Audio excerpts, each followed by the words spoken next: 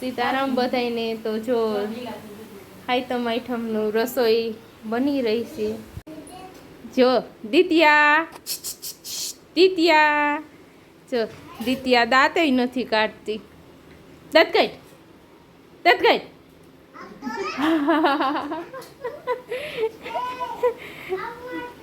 પછી જો આ શક્કરપારા છે. પછી આ ફરસી પૂરી.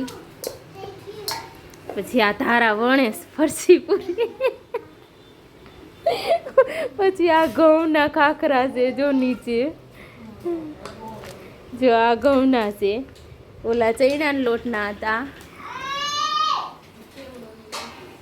ચેવડો ની બધું બાકી છે.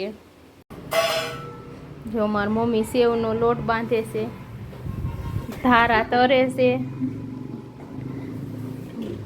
આ ઘઉંના ખાખરા છે. ઓલા ચૈણાના લોટના હતા.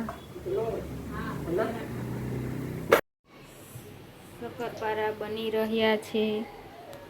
ઈલા દીદી તરે.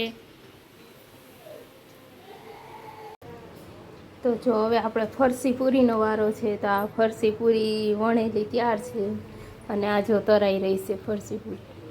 આપણે ગોલ્ડન રંગની કરવાની છે ફરસી પૂરી. એટલે જો ધીમા હાવ ધીમા તાપે તરીએ છીએ. તો આ તીખી પૂરી પણ તૈયાર છે. આ તીખી પૂરી, આ સેવ મમરા. જો છોકરા ભૂખ્યા થઈ ગયા હતા તો નાસ્તો કરવા માંડ્યા છે. આપણે જે કર્યું ને બધું ઈ જ ખાખરા ને શક્કરપારા.